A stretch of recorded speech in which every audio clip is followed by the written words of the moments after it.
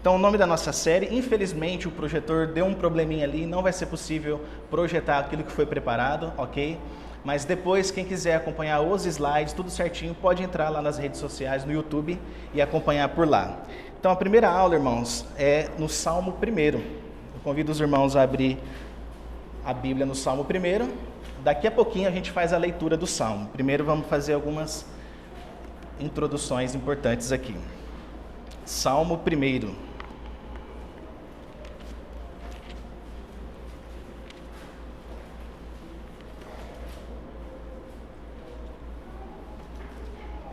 Pode deixar aberta aí a sua Bíblia.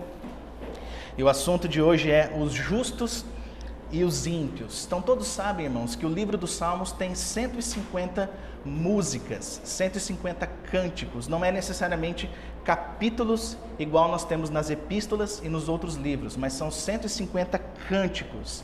E curiosamente, essas 150 músicas estão divididas em 5 pequenas coleções. Eu coloquei aqui, depois os irmãos podem conferir. Por exemplo, a primeira coleção, Salmo 1 a 41, 42 a 72 a segunda, a terceira 73 a 89, a quarta do Salmo 90 ao 106 e do Salmo 107 ao 150, a quinta coleção de livro, ok? Então 150 salmos e 5 livros dentro desses 150 salmos. E uma pergunta surge: quem foi o autor ou quais foram os autores dos salmos? Sem dúvida alguma, Davi foi aquele que mais escreveu, irmãos. Cerca de 73 salmos pertencem ao rei Davi. Mas não foi apenas Davi o autor dos salmos. Nós temos também o Asaf, que escreveu 12 salmos. Temos os filhos de Coré, que também escreveram 12 salmos. Salomão, que escreveu 2. Moisés, muitos não sabem, mas Moisés é autor de um salmo, o famoso Salmo 90. Etan também escreveu um salmo, o Salmo 89, Remã escreveu o Salmo 88, que na minha opinião é o salmo mais triste de todo o saltério. Se você depois fizer a leitura, você vai perceber isso. É um salmo que termina aparentemente sem esperança e sem consolo, é um salmo bastante triste. E depois 48 salmos é de autoria anônima, não tem um autor específico, ok? Então esses são os autores. Agora, irmãos, como que nós podemos interpretar o livro dos Salmos? Não é uma tarefa tão simples. Você nunca deve interpretar os Salmos da mesma forma que você interpreta uma epístola ou qualquer outro livro que seja histórico ou narrativo. Pelo fato de Salmos ser um livro pertencente à categoria de poesia, nós temos que usar determinados limites para interpretá-lo, porque muitos interpretam de maneira equivocada. Então, apenas algumas dicas aqui. Primeira, olhe para os Salmos como poesias. Eles foram escritos para serem cantados. Essa é a primeira função do Salmo. Cantar louvores ao Senhor, exaltar os atributos de Deus por meio dos cânticos. Segunda dica, considere a unidade literária de cada salmo, ou seja, cada salmo tem um começo e um fim, e um meio também. Então nós temos que tomar muito cuidado para não tirar um verso do comecinho do salmo ali e criar alguma teoria em cima disso. Nós temos que considerar o todo, a unidade toda do salmo. Terceira dica, respeite o contexto histórico do salmo. É por isso que muitos salmos não podem ser usados para cantar hoje nas igrejas. Geralmente aqueles salmos que falam sobre guerra, é muito complicado, né? Como que você canta, por exemplo, um salmo que diz para Deus esmagar os filhos contra as rochas? É bem complicado cantar isso dentro de um contexto de igreja. Então nós temos que respeitar o contexto histórico do Salmo na hora de interpretá-lo. Exemplo, o Salmo 51, escrito por Davi. Há todo um contexto por detrás desse Salmo que nos remete à história de Davi, que se deitou com uma mulher que não era dele, do seu assassinato, né, que matou o homem, que era líder do seu exército. Enfim, tem todo um contexto histórico envolvido nos Salmos também. E quarta dica, para interpretar os Salmos, considere a variedade de categorias. Você vai encontrar, por exemplo, irmãos, salmos de lamento, de ação de graças, salmos de louvor, salmos de ensino, salmos messiânicos que falam a respeito de Jesus, que aliás é o salmo que a gente vai abordar na próxima semana, que é o Salmo 2, é um salmo messiânico, maravilhoso esse salmo. Então não deixe de estar aqui na próxima semana. Ok? Então, algumas dicas apenas de como a gente pode interpretar o saltério. Então, posto isso, vamos para a leitura do Salmo 1, que é um salmo bem curto, que responde a uma pergunta muito importante. O que é uma pessoa bem-sucedida. O que é uma pessoa verdadeiramente feliz, irmãos? O Salmo 1 nos dá essa resposta. Então, o texto fala assim, a partir do primeiro verso. Bem-aventurado o homem que não anda no conselho dos ímpios, não se detém no caminho dos pecadores, nem se assenta na roda dos escarnecedores. Antes, o seu prazer está na lei do Senhor, e na sua lei medita de dia e de noite. Ele é como árvore plantada junto à corrente de águas, que no devido tempo dá o seu fruto, e cuja folhagem não murcha. E tudo quanto ele faz será bem-sucedido. Os ímpios não são assim. São, porém, como a palha que o vento dispersa. Por isso, os perversos não prevalecerão no juízo, nem os pecadores na congregação dos justos. Pois o Senhor conhece o caminho dos justos, mas o caminho dos ímpios perecerá. Esse é o Salmo 1, irmãos. Então nós temos, por exemplo, na língua grega, a palavra psalmos, que significa salmos, e na língua hebraica nós temos a palavra terrilim, que significa louvores. Esse salmo ele pode ser estruturado de uma forma bem simples. Quem estiver anotando pode anotar. Ele tem apenas duas partes. A primeira vai do verso 1 até o verso 3, que apresenta a felicidade dos justos. E a segunda parte vai do verso 4 ao verso 6, que é a segunda metade, que fala da infelicidade dos ímpios. Um salmo pequeno, um salmo curto, mas que tem uma riqueza de conteúdo para instruir a nossa vida, irmãos. Então vamos começar falando a respeito da felicidade dos justos. Nós somos pessoas justas aos olhos de Deus por causa do sangue de Jesus. Então esse texto fala a nosso respeito. O Salmo começa dizendo, irmãos, que bem-aventurado é o homem. E essa palavra bem-aventurado, ela tem uma profundidade bem peculiar na língua hebraica. Ela significa uma pessoa completamente feliz, uma pessoa completamente abençoada. Esse é o significado de bem-aventurado. Não é uma mera felicidade, não é uma alegria momentânea, mas é uma pessoa que foi alvo das bênçãos abundantes do nosso Deus. Feliz, quão feliz? Alguns traduzem dessa forma. Feliz, quão feliz é o homem que medita na lei do Senhor. Então, irmãos, que homem que o texto fala aqui? Porque se você for para a língua hebraica, por exemplo, você vai ver lá, bem-aventurado o homem. E a palavra homem que aparece ali é a palavra ish. E geralmente no hebraico a palavra ish fala do homem do gênero masculino, do macho. E a mulher isha, gênero feminino. Então será que o texto está falando que bem-aventurado é o macho? Bem-aventurado é o homem do sexo feminino? Ou será que há um outro sentido nessa palavra? Sem dúvida há um outro sentido. Embora a palavra ish, homem, se refira ao gênero masculino, ela pode, dependendo do contexto, se referir à humanidade em geral. E é o caso aqui. Então, bem-aventurado é a humanidade em geral, que não anda segundo o conselho dos ímpios, ok? Então, uma pessoa realmente feliz é aquela que evita a companhia dos ímpios. É aquela que decide não pautar a sua conduta a partir do que é aconselhado pela boca dos ímpios. E aqui vai o primeiro subponto. O justo é bem-aventurado por aquilo que ele não faz. Essa é a primeira coisa que nós encontramos aqui. Há 3 negativas, irmãos, no comecinho desse salmo. A gente vai ver cada uma delas. Nós somos bem-aventurados por aquilo que nós deixamos de fazer também. E não só por aquilo que nós fazemos intencionalmente. É que o texto nos ensina. E como que nós somos abençoados por aquilo que deixamos de fazer? O texto vai dizer aí. A pessoa realmente feliz é aquela que não anda no conselho dos ímpios. E é curioso porque essa palavrinha andar, aqui no original, irmãos, ela traz a ideia de um movimento casual. É aquela pessoa que não fica flertando com o conselho mau, com o conselho que provém dos ímpios. Esse é o sentido de andar aqui. Ela não dá ouvidos àquilo que desagrada ao Senhor. Ela não tem ouvidos para aquilo que contraria a palavra de Deus. Ele não anda segundo o conselho dos ímpios. Ao invés disso, o que ele faz? O homem justo e bem-aventurado, ele busca os conselhos do Senhor, que estão inseridos na lei do Senhor, que é a palavra de Deus. Então, se você quer ser abençoado, você não deve andar no conselho dos ímpios. Segundo, uma pessoa justa é aquela que não se detém no caminho dos pecadores. Essa é a segunda negativa do texto. Não se detém. A palavra se deter aqui, ela traz a ideia de você chegar a um lugar e tomar posição. Você está andando pelo caminho e de repente você diminui o passo.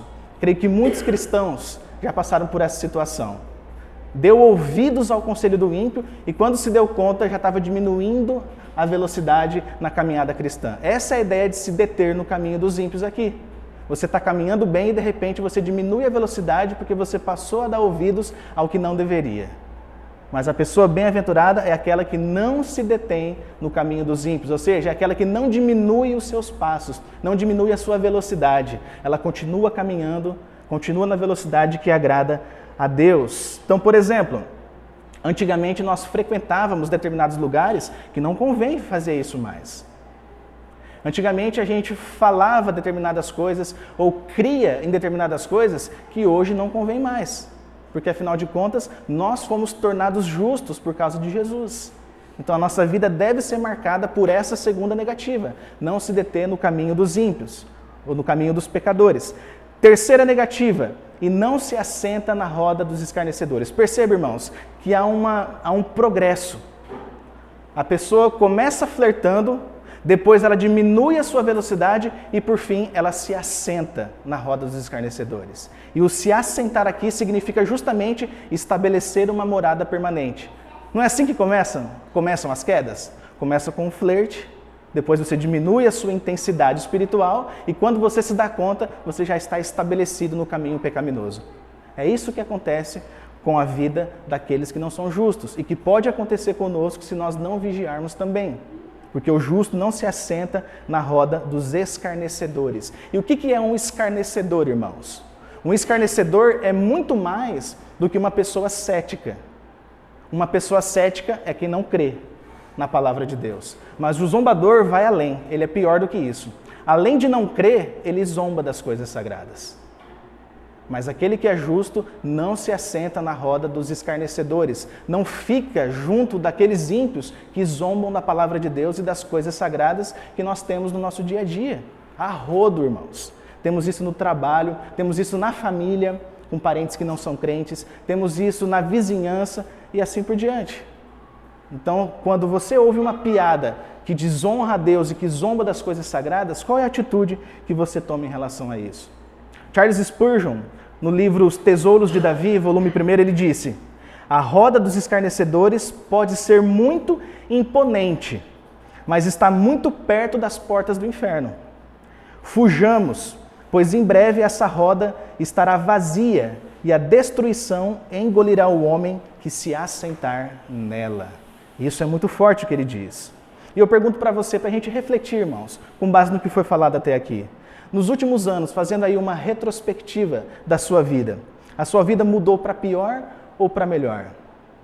Quando você pensa em conselho dos ímpios, quando você pensa em se deter no caminho dos pecadores e se assentar na roda dos escarnecedores, você tem experimentado progresso espiritual ou regresso? Como tem sido a sua vida nos últimos anos, fazendo uma retrospectiva? Segundo, será que nós ficamos à vontade na companhia de pessoas que não valorizam a palavra de Deus?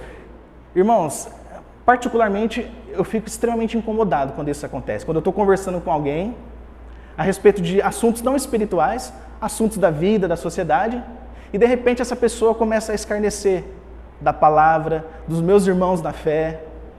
Particularmente, isso me incomoda profundamente e eu tenho vontade de sair de perto. Para não falar coisas indevidas para a pessoa, para não criar atrito, e porque isso de fato nos faz mal. Mas será que todo mundo fica mal quando isso acontece? Porque muitos não ficam. Muitos continuam ouvindo aquelas zombarias, muitos, para piorar, até dão risada junto. Eu já vi isso acontecendo, trabalhei numa empresa na cidade em que isso acontecia. Estava lá os ímpios zombando das coisas sagradas, né? Brincando de fato com o pecado, e um irmão na fé junto ali na roda dos escarnecedores, dando risada, fazendo piadas também. Eu falei, meu Deus, está complicada a situação. Então nós temos que refletir a respeito disso, irmãos. Terceiro, nós temos a firmeza de assumir uma postura impopular quando necessário. Porque esse tipo de postura impopular é necessária na vida do justo, na vida do homem bem-aventurado. Às vezes, irmãos, vai ser necessário a gente ter uma atitude impopular para honrar a Deus. Às vezes será necessário desagradar pessoas para honrar o Senhor. Às vezes isso vai acontecer. E creio eu que Deus vai nos colocar em circunstâncias como essas para testar a nossa integridade, a nossa fé e para ver se nós o honramos de fato e de verdade. Temos que pensar a respeito disso. Segundo, vimos aqui que o justo é bem-aventurado por aquilo que ele não faz. Agora, ele também é bem-aventurado, irmãos, por aquilo que ele faz intencionalmente. Ele não só deixa de fazer determinadas coisas, como também, ao mesmo tempo, ele faz outras coisas. E o que o justo faz? O texto revela que ele sente prazer na lei do Senhor. Essa é a primeira característica de um homem bem-aventurado. Ele não considera a Bíblia, a palavra de Deus, como um livro qualquer. Ele não pega um bom livro de um bom escritor e coloca esse livro no mesmo patamar que a palavra de Deus. Por quê? Porque ele entende que a lei do Senhor é diferente. Ele entende que esse livro aqui, ele foi escrito por homens, porém ele é um livro também divino.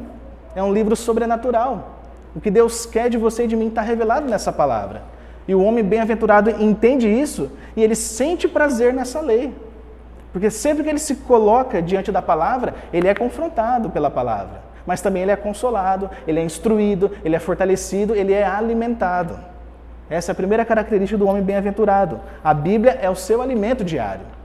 Segundo, ele não só sente prazer, mas ele também medita na lei do Senhor. É o que o texto fala. E, irmãos, meditar vai muito além de ler a palavra. Quando você medita, você se demora naquilo que você leu. E a própria palavra meditar significa refletir, significa pensar sobre aquilo que foi lido. E não simplesmente passar o olho de forma rápida, fechar a Bíblia e se esquecer daquilo que foi lido. Mas meditar exige tempo. E aí eu me lembro de uma frase do Tozer, que ele disse que o homem que quer conhecer a Deus, ele vai ter que se dedicar, vai ter que separar muito tempo para fazer isso. Ainda mais em dias corridos como os nossos. Muitas tarefas, muitos compromissos, muitos afazeres. Se a gente não separar tempo intencionalmente para meditar na palavra, irmãos, a gente vai perder esse tempo. Essa é a verdade. E é curioso porque na meditação, nós não usamos apenas a nossa mente. Na meditação, nós usamos o coração ao mesmo tempo que nós usamos a mente. Não só o coração, não só a mente, mas as duas coisas ao mesmo tempo. Você lê as Escrituras, medita na palavra, não como um mero exercício cerebral, mas você faz isso com a mente, mas ao mesmo tempo abrindo o seu coração, querendo fazer o que Deus revelou na sua palavra. Essa é a atitude do justo, do homem bem-aventurado. Ele medita na lei do Senhor, porque ele sabe que quando ele está aflito, a Bíblia tem consolo. Ele sabe que quando está sem esperança, a Bíblia tem promessas. Ele sabe que quando está com raiva, alguma coisa, a Bíblia tem orientação a respeito disso. Ele sabe que a Bíblia é a fonte da nossa existência. Nós precisamos da Bíblia, irmãos. Ela é o nosso mapa, ela é a nossa bússola. Terceiro, ele não só medita na lei do Senhor, mas ele faz isso quando? Com que frequência o texto revela aí? De dia e de noite. E não significa 6 da manhã e 7 da noite. Ok? Quando a palavra diz dia e noite, ela traz a ideia de algo frequente, constante, algo que é feito o tempo todo, não só quando está com a Bíblia aberta, mas quando está fechado também. Você lê a palavra com a Bíblia aberta, fecha e continua com ela na sua mente, pensando naquilo que foi lido. Eu já falei isso em pregações aqui na igreja, quando eu trabalhava na Nestlé, há vários anos atrás, na verdade. Sabe aqueles post-it que você coloca informações, alguns colocam na geladeira? Eu escrevia todos os dias pelo menos um provérbio e colocava bem na minha mesa no escritório. Era um painel assim, colorido, amarelo, verde, um monte de cor. E todos os dias eu colocava os olhos naqueles provérbios, irmãos. Tinha mais de 10. Isso me ajudou a memorizar muitas coisas da palavra. E curioso é que em momentos de tentação ou até mesmo de desânimo, o que me vinha à mente? Aqueles provérbios. E se eu não tivesse meditado neles? E se eu não tivesse refletido demoradamente em cima daqueles textos? Eles não viriam à minha mente. Então nós temos que fazer isso regularmente. Hoje nós temos aplicativos da Bíblia. Nós podemos ler a Bíblia em qualquer lugar, a qualquer hora, irmãos. Isso é um privilégio que pessoas do passado não tiveram. Os nossos pais não tiveram isso no início, na juventude deles. Os nossos avós não tiveram essa facilidade que nós temos hoje. Então nós temos que aproveitá-las ao máximo, aproveitar cada oportunidade ao máximo e se alimentar com a palavra de Deus. Porque o verdadeiro crente, ele não luta sem a espada do Espírito, que é a palavra de Deus. Ele tem que usar a palavra do Espírito. Ele não medita na palavra quando dá tempo, já viu? A pessoa sai de casa, faz as coisas, volta quebrada para casa, volta cansada. E ela fala assim, eu vou tomar um banho, vou jantar, se der tempo eu leio a palavra antes de dormir. Não, não é assim que tem que ser. Tem que ser algo intencional. Não, eu vou separar tempo para isso. Ainda que não dê tempo de eu jantar, ainda que não dê tempo de eu tomar banho, não tem problema ler a palavra fedido, mas o importante é meditar na palavra, irmãos. Então nós temos que fazer isso intencionalmente, tem que ser algo intencional da nossa parte. E eu pergunto para vocês nessa manhã, quanto tempo nós gastamos com a palavra de Deus em comparação com o tempo que gastamos com as redes sociais? Eu falei aqui já, não lembro se foi na escola bíblica ou se foi em outro contexto. Tem uma função, acho que no Facebook, que mostra para você o tempo que você ficou, a média de minutos que você ficou naquela semana. Eu não me lembro se eu tinha ficado cerca de 40 minutos ou 50 minutos diários naquela semana. Falei, meu Deus, quanto tempo! Eu lembro que naquela época até desativei o Facebook durante algumas semanas, né? Agora pensa, se 40 minutos por dia fosse separado para ler a palavra, irmãos. Eu estou fazendo um plano de leitura de 6 meses da Bíblia. E esse plano pede para ler 7 a 8 capítulos por dia. Irmãos, não vai nem 40 minutos fazendo isso. Nem 40 minutos. Aí eu fico pensando, e se eu tivesse feito isso nessa época aí? Talvez teria lido a Bíblia em menos de 6 meses. Então nós temos que aproveitar todas as coisas. Segundo, o que nós podemos fazer para cultivar mais tempo com a palavra de Deus? Será que é possível cortar alguma coisa? Cortar alguma recreação, algum divertimento, alguma coisa para ter mais tempo com a palavra? Porque às vezes vai ter que cortar, irmãos. Às vezes a nossa vida está tão atolada de coisa que está saindo pelas bordas, está transbordando, não tem mais espaço na agenda. Então é necessário fazer alguns cortes para ter mais tempo com a palavra. Muito bem. Terceiro subponto, ainda falando dos justos. A gente viu que a pessoa bem-aventurada é bem-aventurada por aquilo que ela não faz, por aquilo que ela faz e terceiro, por aquilo que ela é. O justo é bem-aventurado por aquilo que ele é. E como que ele é? A Bíblia, aí no verso, compara o justo com o quê, irmãos? Uma árvore. O justo é como uma árvore. E quais são as características dessa árvore? O texto mostra para nós que essa árvore tem raiz. Ou seja, é uma árvore forte, é uma árvore sólida. Essa árvore é frutífera, ela dá frutos. Essa árvore é firme, ou seja, ela não sucumbe em dias de dificuldade. E quarto, ela é uma árvore próspera. Tudo o que o justo faz, ele é bem sucedido no que faz. Ou seja, por que ele é bem sucedido no que ele faz, irmãos? Porque ele medita na lei do Senhor e se submete aos preceitos do Senhor. Por isso que ele é bem-aventurado em tudo que ele faz. Se ele não meditasse, se ele apenas evitasse o caminho dos pecadores, dos escarnecedores e dos ímpios, ele não poderia ser tão bem-sucedido sem meditar na palavra. Ele tem que abrir mão do caminho dos pecadores e meditar na palavra e fazer o que a palavra manda.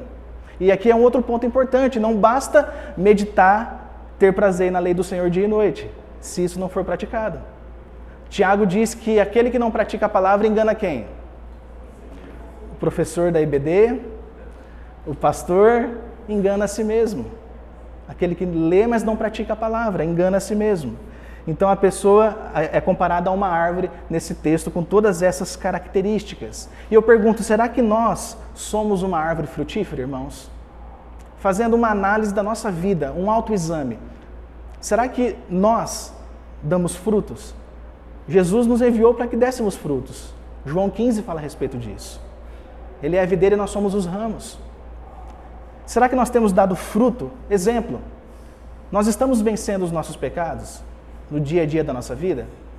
Eu sei que todo mundo aqui pratica coisas pecaminosas frequentemente. E o problema não é nem tanto esse. O problema, irmãos, maior é o seguinte: será que nós lutamos para nos ver livres dessas coisas? Segundo, Será que nós damos fruto amando aqueles que nos odeiam e aqueles que nos perseguem? Será que nós estamos dando fruto falando do Evangelho, compartilhando o Evangelho de Cristo? Será que nós estamos dando fruto confiando mais no Senhor e ficando menos preocupado? Porque muita gente acha que a preocupação não é um problema de pecado, mas é também um problema de pecado. Não confiar no Senhor diante de tantas verdades maravilhosas que nós lemos na palavra, irmãos, é pecaminoso. Deus revelou quem Ele é na palavra para que confiássemos no caráter dEle. E quando isso não é feito, nós estamos pecando. Não confiar é pecar. Não descansar no cuidado do Senhor em quem Ele é uma coisa pecaminosa. Ok?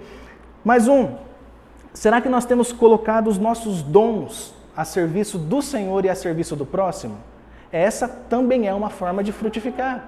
Essa também é uma evidência de que nós estamos dando frutos para a glória de Deus. Posto isso, irmãos, a gente viu a vida do justo. Agora vamos ver o contraste que o texto apresenta, que vai do verso 4 até o verso 6 do Salmo, que fala da infelicidade dos ímpios. É interessante porque na língua hebraica, o texto, para contrastar de fato, já começa assim: não são assim os ímpios. Algumas versões traduzem: os ímpios não são assim. Mas no hebraico não são assim os ímpios. Já começa com uma negativa para estabelecer um contraste bem explícito no texto. E como que é a vida dos ímpios? A Bíblia diz que eles são como a palha que o vento dispersa, no verso 4. E a ideia desse verso, irmãos, a ideia que traz aqui é da debulha do trigo. Nós conhecemos um pouco da história do Antigo Testamento e sabemos que no contexto agrícola daquela época, moía-se o trigo juntamente com a sua casca.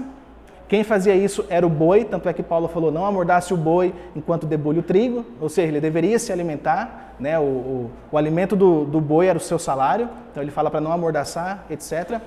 E depois que esse processo de esmagamento do trigo era feito, vinha o agricultor, lançava para cima aquele trigo. Pelo fato do grão ser mais pesado, ele caía sobre a peneira e o vento dispersava a palha, a casca, que era uma coisa mais leve. E o texto compara, irmãos, o ímpio a essa casca que o vento dispersa. Em outras palavras, o ímpio vai ser derrubado pelo sopro da boca de Deus. É isso que o texto está mostrando para nós.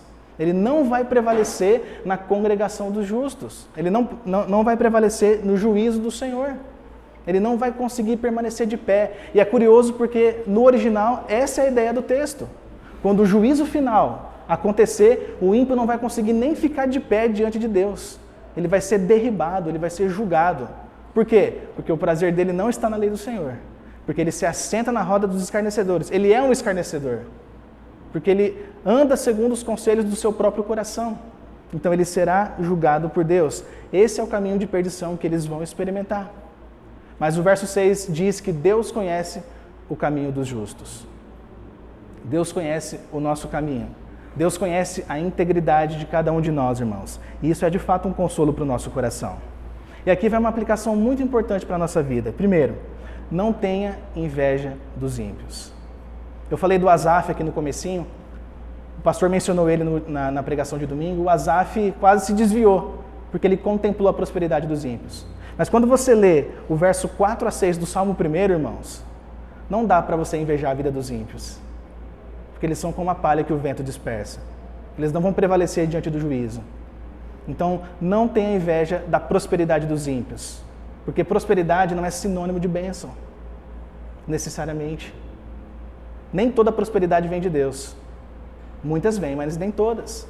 E alguns confundem. Alguns generalizam. Toda prosperidade vem do Senhor, mas nem sempre. E quando nós achamos que toda prosperidade vem do Senhor, a gente se confunde. E acha que o ímpio é mais bem-aventurado do que o crente, do que o justo, que medita na lei do Senhor dia e noite. E segundo, a vida abundante só pode ser vivida na presença do Senhor. Só na presença do Senhor. E eu quero encerrar, irmãos, com uma paráfrase. Charles Swindoll, num livro muito bom chamado Vivendo os Salmos, ele faz uma paráfrase do Salmo 1, que eu quero compartilhar com os irmãos. Seria colocado aqui, mas como não deu certo, eu vou ler, então ouça a leitura. Fala assim: feliz, muitas e muitas vezes feliz, o homem que temporariamente, ou mesmo casualmente, não imita o plano de vida daqueles que vivem na atividade de confusão pecaminosa, nem se detém em meio àqueles que erram o alvo em termos espirituais, nem se estabelece e mora na habitação da multidão blasfema.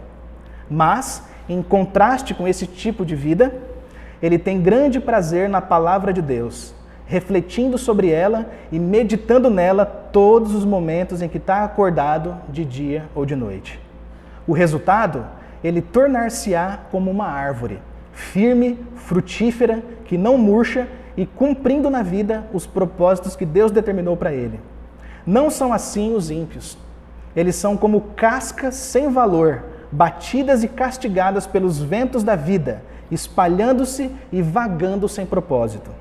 Portanto, em razão da sua inutilidade interior sem o Senhor, os ímpios não serão capazes de se levantar no dia do juízo, nem possuem qualquer direito de serem contados entre a congregação daqueles declarados justos por Deus. Porque o Senhor está inclinado na direção dos seus justos e está ligado a eles através de amor e cuidado especiais. Mas o caminho daqueles que vivem sem o Senhor conduzirá apenas à ruína eterna. E eu encerro perguntando, a nossa vida tem sido uma vida justa ou uma vida ímpia que desagrada a Deus? Vamos orar nessa hora? Feche seus olhos.